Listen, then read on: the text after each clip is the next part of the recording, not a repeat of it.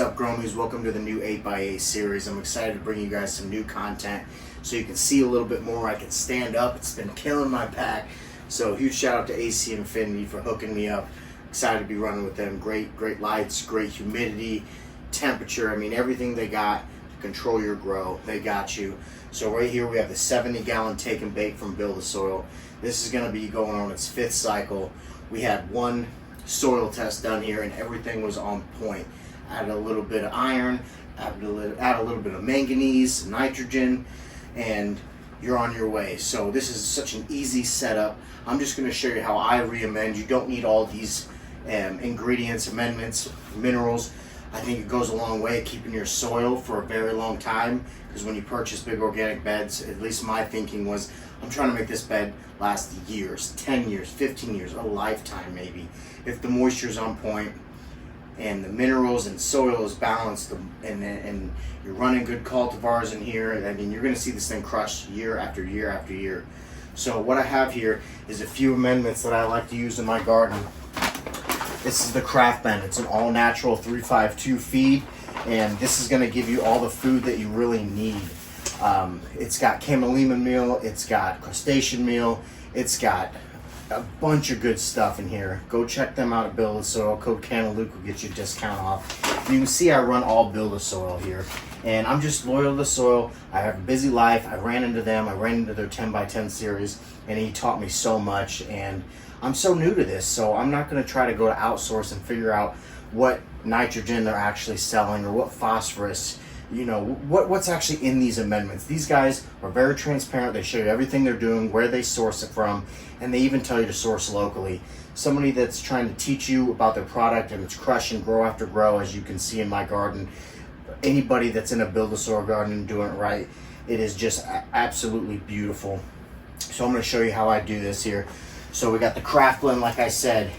This is, when it comes to amendments or nutrients, you're at a ½ a cup per cubic foot. So this is 9 cubic foot. So now that we're only amending the top few inches of the soil, I'm going to cut that in half to 4.5 cubic foot. So this would be roughly 2 cups of amendments. Go down in here. We got 1 cup, and we're just sprinkling this in here. You could put this all in a 5-gallon bucket and mix it around with your worm castings and your gnarly barley and all that, which we're going to cover here soon. We're just going to show you there's more than one way to do this. There's no certain right way. So that's 2 cups of the Craft Blend. And this re-amend I'm doing here is going to get you through the full grow. You're not going to have to do anything. You can water only. If you want to add ferments or any biology to this, you can, but you don't have to. So there we go. The Craft Blend is done. So I'm going to jump to my next product that I really like to use in here, which is the mineral for peat moss. It's got your rock dust in there. It's got your oyster shell flour, all your minerals that you're going to need. And I already pre-weighed this back here. This is supposed to be about 4 cups per cubic foot. So I re-amended the soil. The minerals has been on point. So I'm just going to go 3 cups of the minerals. Getting any minerals in your soil is going to be good. It's rather to go less than more. If you need to add more down the road, you can. So same thing. I'm just sprinkling the minerals in here. Try to spread it out as best you can. We're going to scrape this in the few top inches of the soil anyways. So just kind of spread it out. And you don't have to use these minerals. I think you can get away with using the Craft Blend, some Colorado castings or some Buildasoil castings, and the gnarly barley. And of course my Root Wise, which is your inoculant. I water that in after the fact. So the minerals are done. All right. Now we got the worm castings here. This is 2 gallons of worm castings. My bed's full of worms, full of castings, but I like to not deplete the soil fully. I like to add a little bit here and there. So if this is 2 gallons, I'm going to add 1 gallon. I'll use the other gallon for my other beds just to preserve. Very good castings here. You can see nice black, rich. So I'm going to use about half this bag here. You can go heavy with this stuff. You can put an inch layer on top of your soil. So much biology and life The microbes, everything's in this castings. That's why I highly recommend Colorado Castings. They're a sponsor of mine, and I have plenty of Colorado Castings in here. He's sending me some. I'll add some in here too. So that's about half the bag here, 1 gallon of castings. Now we got the gold mustard seed, which is going to be your nitrogen, but it's also going to be a bunch of good beneficials. It's also a pest preventative. So this right here, since we already added the 2 cups of the craft blend, I'm just going to sprinkle this in here. I'm not going to go too heavy. That's what I love about organics. You can just kind of eyeball stuff here. And this gold mustard seed, sometimes your seedlings and your clones can be a little irritable to the mustard. So if you're going to re-amend, wait a week or so to plant, just to guarantee. You can transplant right in here. I'm not saying you're going to have problems, but I don't want to lead you down the wrong path, because there has been problems before with the gold mustard seed just being a little too powerful for your young bucks. So gold mustard seed done, got the nitrogen. Don't have to use this. You can get away with just the craft blend. I just go a little overboard in here. And then the root wise here, like I said, we're going to water that in. It's a microbe inoculant. It's going to give you all the biology and beneficials that you need to break down these amendments that we're putting into the bed now. So we got the 12 seed cover crop. We'll put that here in a little bit. What I want to talk about here is the Clackamas Coots Gnarly Barley. So this is a sprouted seed tea. You can make these on your own with any type of seeds. It doesn't matter what you're using, but it's already pre-made. Some of the benefits going to planting a tree and also giving Clackamas Coot a little bit of money for his hard work. So I don't do much of this because I like to add this as the grow goes on here and there, before flower, middle of flower. So this, like I said, this is your sprouted tea. So many enzymes, so much good stuff in here. So I'm sprinkling this up here. This is probably a cup, cup and a half I'm adding in here. Like I said, just nice and even. Oh, I love this part. Seeing all of this stuff on top, working it into the soil. Know that you're keeping it balanced. And we're going to be ready to crush for another 3-4 months on the next row with just doing this short step. So you can see we're knocking through these amendments really easy. So the last thing I'm going to add in here is the Kashi. We're going to add that in a little bit. So now that we have everything we have that we need in there, like I said, you can get away with the craft blend. But I like to use a little bit of everything. So I'm taking this and I'm just working it in the few inches of soil. I'm doing a no-till, so I'm trying not to irritate and get down in the soil too much.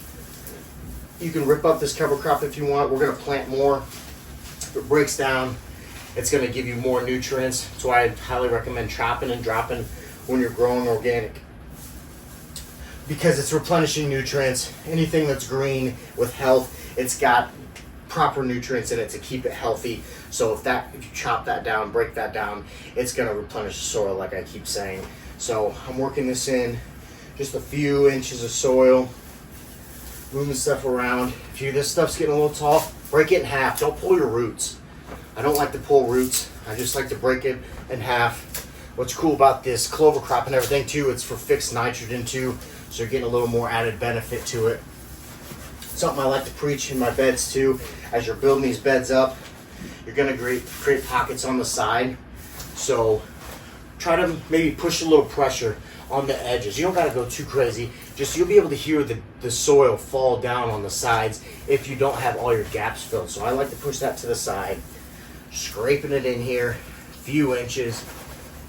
And as you water this stuff, and you got your worms in there and all the biology, it's going to carry it down. So don't be too crazy about digging in there, because you don't want to hurt your worms. You don't want to disrupt your previous roots from your last grow. So now that we have that all good here, I'm going to put this Kashi bloom on, or Kashi blend on. This is a compost stimulator. It's also going to bring some nutrients as the breakdown occurs. So I like this stuff right here. A little bit goes a long way. I've had this bag for about 6 months, and you can see it's still full. You're just sprinkling it on there like salt and pepper. You don't want too much. You don't need it caked in one area. But you can. You go heavy with the stuff if you want to. If you really want to get the breakdown to occur very fast, you can add a little bit more. It's going to come with a plastic bag. Just be careful not to throw that in there. If you do, no big deal. So I'm going to go a little heavy with this. I want this to break down quick. I'm transplanting the peony blue skies in here very soon. If you've seen the stories, they're growing fast. They're ready to rip and roar. So this stuff you don't need to settle in there. My next step, which my favorite part, is the mulch layer. So this mulch layer is going to protect your rhizosphere, protect your soil, retain moisture, just have everything just come to a full, complete circle. So I like to buy organic mulch just so I know that I'm getting good stuff. You can buy mulch from anywhere, but sometimes it's been sprayed with pesticides. So when you put this mulch on here, you don't have to go too heavy. We're just trying to cover the soil, especially if we got these greens on top. It's going to help them break down more, because if they have the light, they're going to want to keep growing if the soil's on point. So just sprinkle it in here, make a mess with it, have fun with it. This is what's so cool about organic gardening and the big beds. And now that I'm in the big tent, it just feels like I'm in my own jungle, especially when you start blowing up. So I'm very excited to be using this new tent. Like I said, huge shout out to AC Infinity for hooking me up. And if you guys keep crushing it, keep sharing the love and knowledge, you're going to be able to get sponsors. You're going to be able to get these cool things given to you, which is so cool about the community. So that looks pretty good there. Nice, fresh bed. Doesn't that look pretty? I mean, I'm telling you, this stuff gets me excited.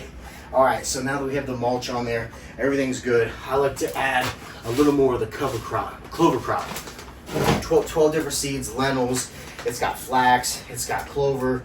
Different types of plants. So I like to take this stuff here, and remember, it's seeds, so you don't need to go a bunch in one spot. It's the same thing. Salt and pepper it.